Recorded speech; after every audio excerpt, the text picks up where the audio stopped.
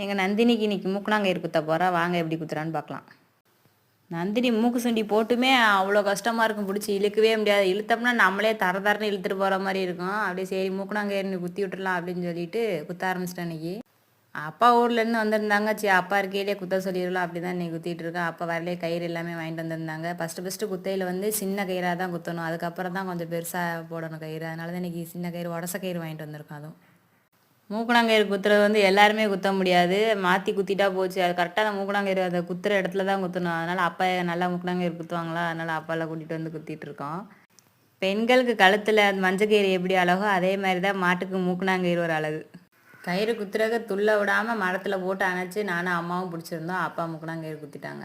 நானும் வீடியோ போட்டுட்டு தான் இருக்கேன். எங்கள் வியூவர்ஸும் போக மாட்டேங்குது, லைக்கும் வர மாட்டேங்குது, சப்ஸ்கிரைப் வர மாட்டேங்குது. வீடியோ பார்த்து நீங்கள் ஒரு அப்படியே லைக்கை தட்டி விடுங்க. மறக்காமல் சப்ஸ்கிரைப் பண்ணிடுங்க.